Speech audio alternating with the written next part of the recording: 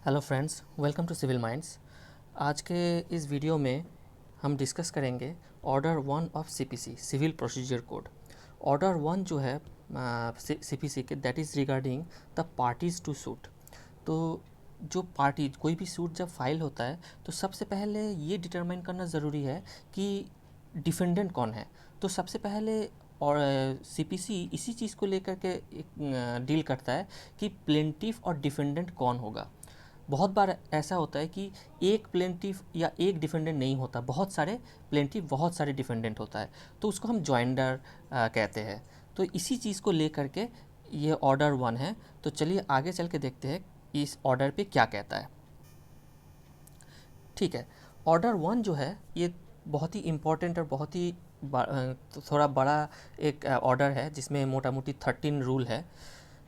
तो पूरे ऑर्डर को इस 3 हेड में डिवाइड किया जा सकता है: जॉइंडर, बोथ प्लेंटिफ और डिफेंडेंट की; मिस जॉइंडर और एंड नॉन जॉइंडर; और तीसरा रिप्रेजेंटेटिव सूट। अब देखिए ये जॉइंडर क्या होता है। जॉइंडर प्लेंटिफ का भी हो सकता है, डिफेंडेंट का भी हो सकता है। ठीक है, देखिए जॉइंडर मतलब जॉइन करना। ठीक है, तो बहुत बार ऐसा हो, नॉर्मली क्या होता है कि एक सूट होता है, ए प्लेंटिफ और बी डिफेंडेंट। तो ए जब एक केस फाइल करता है बी के अगेंस्ट, तो यहाँ पे एक प्लेंटिफ है और एक डिफेंडेंट है। ठीक है, ये हो गया नॉर्मल। लेकिन ऐसा हो सकता है कि एक से ज़्यादा प्लेंटिफ हो, जैसे ए और बी प्लेंटिफ दोनों मिल करके सी के खिलाफ केस फाइल करता है। तो यहाँ पे 2 प्लेंटिफ है और एक डिफेंडेंट है, तो ये हो गया जॉइंडर ऑफ प्लेंटिफ। ठीक है, जॉइंडर ऑफ डिफेंडेंट क्या है? ए सूट फाइल कर रहा है किसके खिलाफ? बी और सी के खिलाफ। अंडरस्टैंडिंग? तो यहाँ पे क्या हो गया, जॉइंडर ऑफ डिफेंडेंट, क्योंकि एक प्लेंटिफ है और एक से ज़्यादा डिफेंडेंट है। ठीक है, तो ये हो गया joinder of defendant. Misjoinder और नॉन जॉइंडर क्या होता है? Suppose A and B plaintiff, C and D defendant. तो यहाँ पे बोथ जॉइंडर ऑफ प्लेंटिफ और जॉइंडर ऑफ डिफेंडेंट हुआ है। अब ये बोल रहा है, मिस जॉइंडर ये कहता है कि किसी भी साइड में, या तो प्लेंटिफ या डिफेंडेंट, किसी भी साइड में किसी को ज्वाइन नहीं करना चाहिए था लेकिन ज्वाइन हो गया। सपोज ए और बी सी और डी के खिलाफ केस फाइल कर रहा है, लेकिन यहाँ पे डी को ज्वाइन नहीं करना चाहिए था, तो डी इज मिस जॉइंडर। ठीक है, अंडरस्टैंडिंग? सिमिलरली प्लेंटिफ की तरफ भी अगर मान के चलो बी को ज्वाइन नहीं करना चाहिए था, तो वो हो गया, बी हो गया मिस जॉइंडर। और नॉन जॉइंडर ये कहता है कि किसी को ज्वाइन करना चाहिए, ई एक पार्टी है, ई को ज्वाइन करना चाहिए या तो प्लेंटिफ में या डिफेंडेंट में, लेकिन उसको ज्वाइन नहीं किया गया है, तो वो हो गया नॉन जॉइंडर। समझ रहे हो दोस्तों? ठीक है, तो ये हो गया मिस जॉइंडर और नॉन जॉइंडर। और तीसरा रिप्रेजेंटेटिव सूट। रिप्रेजेंटेटिव सूट क्या होता है? जब ऐसे केस होता है जहाँ पे बहुत सारे लोग, न्यूमरस पार्टीज आर इन्वॉल्व। ठीक है, जैसे मैं एक एग्जांपल देता हूँ। Suppose there is a company who promised to the entire village, जिस विलेज में कितने लोग रहता है? 300 लोग रहते हैं। ठीक है, ये एक कंपनी है जिन्होंने इन 300 लोगों की, इस गांव के 300 लोगों को प्रॉमिस किया कि whoever invest in this company within 2 months the investment will become double. ठीक है, और उस बेसिस पे ये 300 लोग इन्वेस्ट कर देता है, लेकिन वो कंपनी डिफ़ॉल्ट कर जाता है और किसी के इन्वेस्टमेंट वापस नहीं कर पाता है, रिटर्न नहीं कर दे पाता है, और कंपनी डिसॉल्व हो जाता है। तो या तो ये 300 लोग एक एक सूट फाइल करें तो 300 सूट होगा, 300 सूट्स विल बी देयर। तो कभी इस टाइम पे या तो कोर्ट डायरेक्शन दे सकता है, ऑर्डर दे सकता है, या तो कोर्ट के परमिशन से 300 लोगों में से कोई भी एक या एक से ज़्यादा कुछ लोग, 2-3 लोग मिल करके एक पार्टी बनाते हैं। तो ए and be against that particular company x, ठीक है, और ये ए और बी जो पार्टी है they represent all this other people, although this 300 people, this rest 298 people, this rest 298 people are not party to it, but still they are being represented by A and B in this suit. तो ये हो गया representative suit. समझ रहे हो दोस्तों?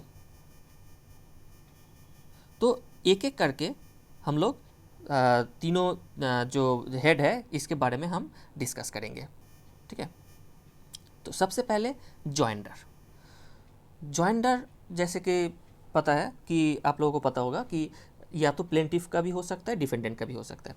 अब joinder किस टाइम पे होगा, ठीक है, इसके कंडीशन क्या है? देखो, कंडीशन रूल 1 में जॉइंडर ऑफ प्लेंटिफ के कंडीशन बताया गया है और रूल 3 में डिफेंडेंट की जॉइंडर की कंडीशन बताया गया है। लेकिन ये जो कंडीशन है, दो कंडीशन ये सेम है with a very slight difference. क्या बोला जा रहा है? राइट्स और liabilities arising out of the same transaction. तो right will be arising for the plaintiff and liabilities will be arising for the defendant. मतलब अगर A और B plaintiff है, ठीक है, तो A और B plaintiff के cause of action arise कब होता है? जब उसके rights violation होता है। तो both A और B के जो right arising of right होगा that must be from the same transaction. और सपोज सी और डी डिफेंडेंट है तो इन लोगों के लिए एक लायबिलिटी अराइज होगा from the same cause of action. तो सी और डी दोनों की जो लायबिलिटी है that must be arising out of that same transaction. समझ रहे हो दोस्तों? और दूसरा कंडीशन क्या है कि a common question of law और fact would arise if the suit is brought separately. मतलब ए और बी डिफेंडेंट है, अगर ए और बी को सेपरेट सूट लाता है तो वही same incident, same fact, same law की क्वेश्चन अराइज होगा। तो इट इज़ बेटर कि दोनों को ज्वाइन करके सूट फाइल किया जाए। इससे ये भी फ़ायदा है, ये फ़ायदा एक है कि the number of litigation will be less, ठीक है, तो कोर्ट की टाइम की बर्बादी नहीं होगी, ये एक सुविधा है। और दूसरी सुविधा ये है कि जब एक ही इंसिडेंट से, एक ही कॉज ऑफ एक्शन से ये राइट्स और लायबिलिटीज़ अराइज होता है तो for the purpose of complete disposal of the suit सारे पार्टी को एक साथ लाना ज़रूरी है। अगर सारे पार्टी को एक साथ नहीं लाया जाएगा तो proper disposal of the suit will not be possible. तो ये दो पर्पस सक्सेसफुल होता है जॉइंडर ऑफ प्लेंटिव और जॉइंडर ऑफ डिफेंडेंट से, ठीक है। तो रूल 2 और रूल 3A क्या कहता है? वही दोनों रूल मोटा मोटी एक ही चीज़ कहता है। रूल 2 प्लेंटिफ के लिए कहता है, रूल 3A डिफेंडेंट के लिए कहता है। ये कहता है कि बट अगर कोर्ट को ऐसा लगता है कि for the speedy delivery of justice, speedy trial, speedy proceeding separate suit लाया जाए, अगर कोर्ट को ऐसा लगता है तो कोर्ट ऑर्डर दे सकता है कि सेपरेट सूट फाइल किया जाए। लेकिन ये कोर्ट की एक डिस्क्रिशनरी पावर है, ठीक है, और कोई भी पार्टी ये क्लेम नहीं कर सकता। अगर कोर्ट को लगता है तो ही कोर्ट ये ऑर्डर दे सकता है या फिर ये परमिशन दे सकता है, ठीक है। अब देखिए तीसरा पॉइंट क्या कहता है, रूल 4 मेनली यहाँ पे बोला जा रहा है कि according to the rights and liabilities of the parties. मतलब चलो इसके पहला पार्ट एक देख लेते हैं, उसके बाद इस चीज़ को समझेंगे। बोल रहा है कि the relief can be claimed jointly, severally और ऑल्टरनेटिवली, ठीक है। एक एग्जाम्पल देकर समझते हैं। पहला है जॉइंटली। सपोज ए सूट फाइल करता है सी और डी के खिलाफ, ठीक है। सूट क्या है? ब्रीच ऑफ कॉन्ट्रैक्ट, ठीक है। अब ए जो रिलीफ क्लेम कर रहा है वो ये है कि हमको ब्रीच ऑफ कॉन्ट्रैक्ट के लिए सी और डी दोनों मिलकर के 100 रुपये दे एज ए डैमेज। ए का ये क्लेम है, ठीक है। तो अब ये बोला जा रहा है कि this claim is a joint claim. इसका मतलब ये हो गया कि सी और डी दोनों मिल करके 100 रुपये दे। अगर इस बीच सूट चलते टाइम अगर दोनों सी और डी में से किसी भी एक जन की मौत हो जाती है, सी का डेथ हो जाता है, सपोज सी का डेथ हो जाता है,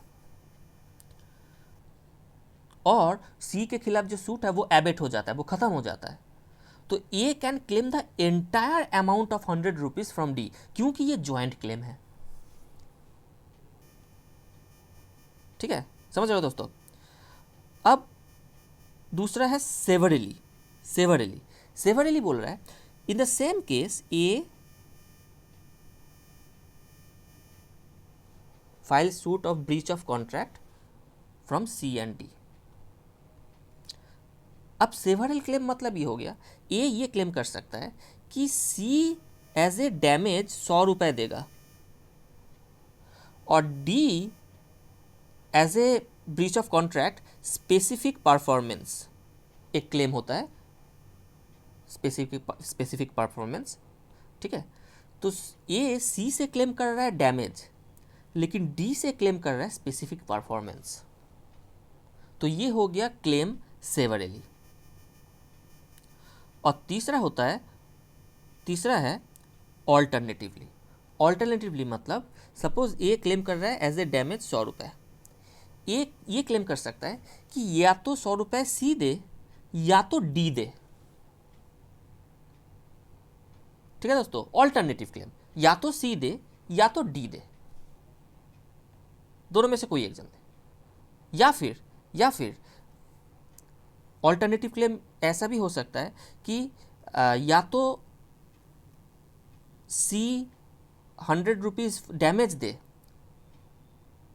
या तो सी और डी दोनों मिल करके 100 रुपीज़ डैमेज दे, या फिर सी और डी मिल करके सिर्फ स्पेसिफिक परफॉर्मेंस करे, या तो डैमेज दे या तो स्पेसिफिक परफॉर्मेंस करे। ये भी हो गया ऑल्टरनेटिवली, क्लेम ऑल्टरनेटिवली। अब ये जो क्लेम ऑल्टरनेटिव क्लेम है, ये इस पे एक थ्योरी है कि alternative there can be conflicting, जो ऑल्टरनेटिव क्लेम है दैट कैन बी कन्फ्लिक्टिंग। अब क्या कन्फ्लिक्टिंग क्लेम डिमांड किया जा सकता है? तो कोर्ट का ये रूल है कि अगर कन्फ्लिक्टिंग क्लेम है तो वो जॉइंट ऑल्टरनेटिवली अगर है तो वो क्लेम किया जा सकता है, लेकिन जॉइंटली कन्फ्लिक्टिंग क्लेम नहीं किया जा सकता। Suppose A is a husband who files a suit against his wife B, एक मैट्रिमोनियल डिस्प्यूट है।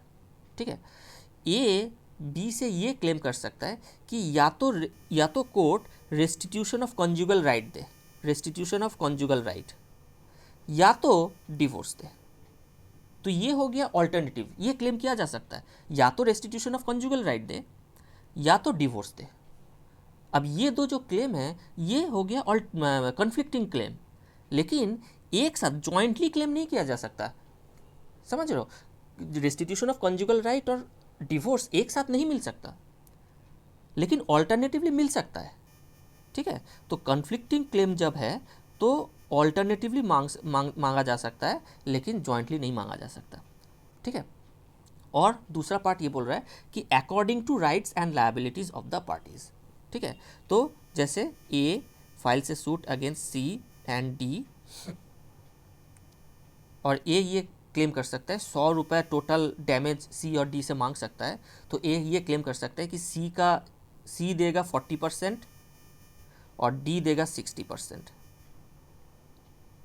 तो according to their liability. Similarly यही केस प्लेंटिफ में भी है। अगर प्लेंटिफ में दो प्लेंटिफ है ए एंड बी, तो ए का डिमांड हो सकता है कि जो जितना डैमेज मिला है उसका 60% मिलेगा ए को और 40% मिलेगा बी को। तो वो हो गया claim according to rights and liabilities.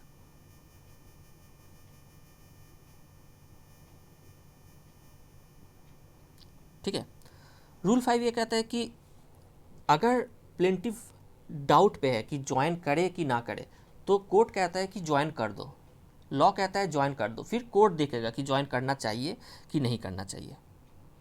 ठीक है, और रूल 12 में ये फिर कहता है कि अगर बहुत सारे प्लेंटिफ है या बहुत सारे डिफेंडेंट है, तो इसको तो प्लेंटिफ को तो ज्वाइन किया जा सकता है, लेकिन क्योंकि बहुत सारे हैं तो उसको उन सारे प्लेंटिफ में से कोई एक जन या एक से ज़्यादा दो जन या 3 जन मिल करके एक पार्टी बनाए जो बाकी लोगों को रिप्रेजेंट करे और डिफेंडेंट में भी बहुत सारे अगर डिफेंडेंट है तो उनमें से एक या एक से ज़्यादा कुछ लोग मिलकर के एक डिफेंडेंट का पार्टी बनाए जो बाकी डिफेंडेंट्स को, बाकी लोगों को रिप्रेजेंट करे। ठीक है, तो ये हो गया jointer of both plaintiff and defendant. दूसरा हेड जो हमारा है वह है non jointer and miss jointer. ठीक है, नॉन जॉइंटर क्या है कि किसी को ज्वाइन करना चाहिए था लेकिन नहीं किया गया, और मिस जॉइंटर क्या है, किसी को ज्वाइन नहीं करना चाहिए था लेकिन ज्वाइन कर दिया गया।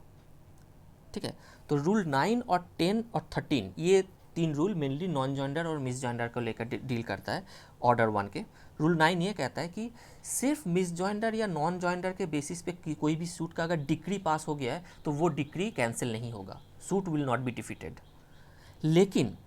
लेकिन अगर कोई नेसेसरी पार्टी है, सॉरी दोस्तों,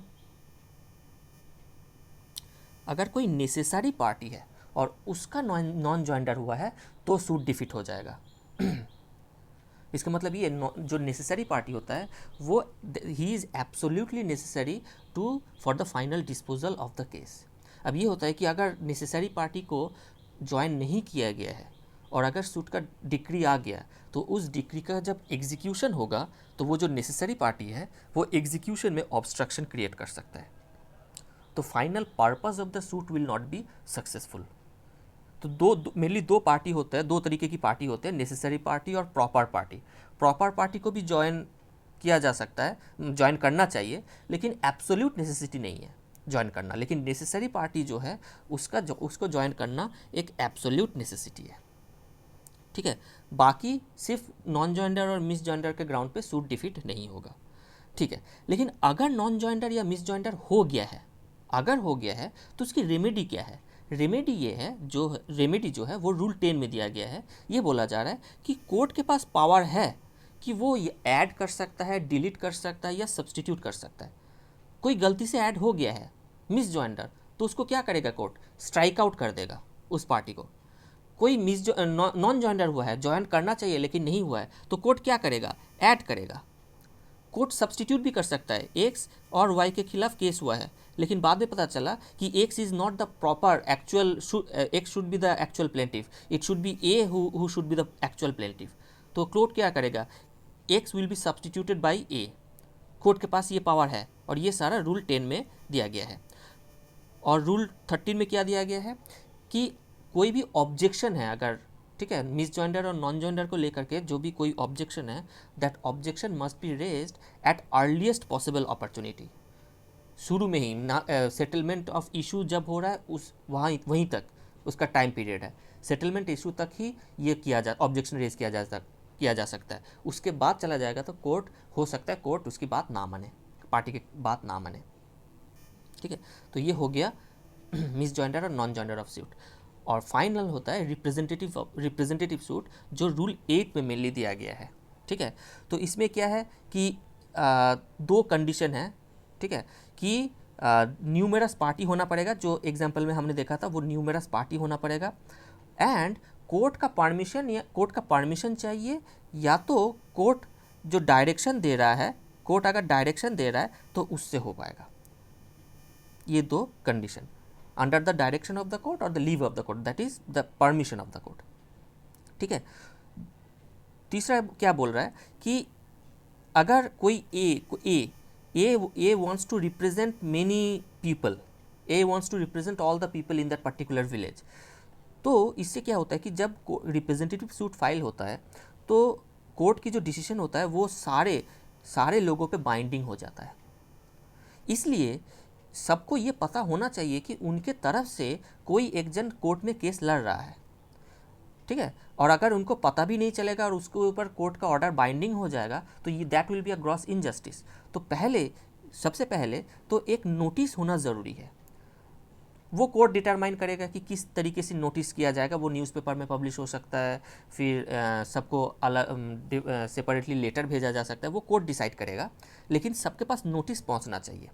और अगर नोटिस पाने के बाद कोई भी एक जन इनमें से जिस लोगों को रिप्रेजेंट किया जा रहा है, उन लोगों में से कोई एक जन अगर एज ए पार्टी ज्वाइन होना चाहता है तो कोर्ट के परमिशन से वो ज्वाइन हो सकता है। तो तब क्या हो जाएगा, वॉज इनिशियली द प्लेंटिफ, तो बाद में चल के ए एंड बी हो जाएगा क्योंकि वो ज्वाइन हो गया।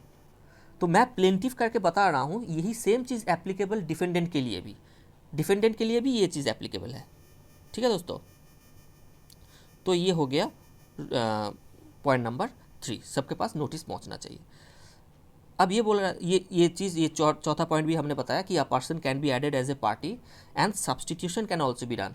तो सब्सटीट्यूशन कब किया जाता है? सपोज ए एक रिप्रेजेंटेटिव सूट लड़ रहा है बहुत सारे लोगों के लिए किसी एक्स के खिलाफ, ठीक है। तो अब बाकी लोगों को, जिन लोगों को रिप्रेजेंट कर रहा है, उन लोगों को लग रहा है कि A is not performing due diligence. तो अगर ए सूट हार जाएगा तो ए के साथ साथ ये लोग भी सूट हार जाएगा, तो उनके जो इंटरेस्ट है उस पर काफ़ी लॉस हो जाएगा।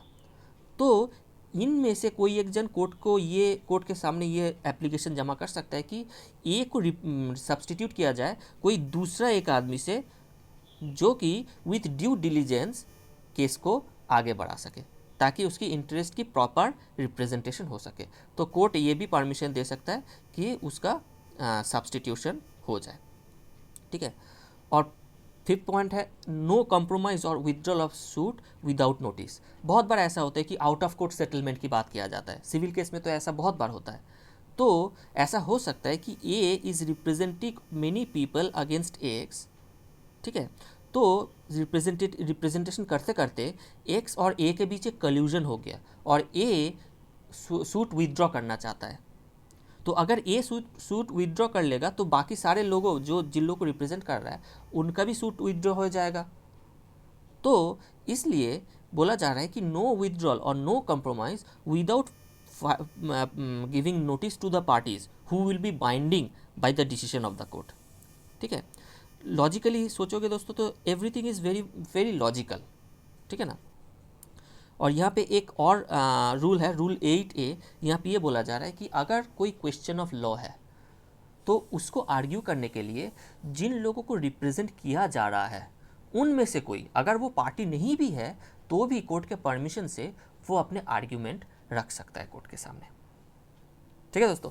तो ये हो गया टोटल रिप्रेजेंटेटिव सूट। और ये joinder of plaintiff and defendant, miss joinder and non joinder and representative suit, इस 3 पार्ट को लेकर के टोटल ऑर्डर 1 ऑफ CPC बनता है। तो दोस्तों आज के लिए इतना ही, थैंक यू।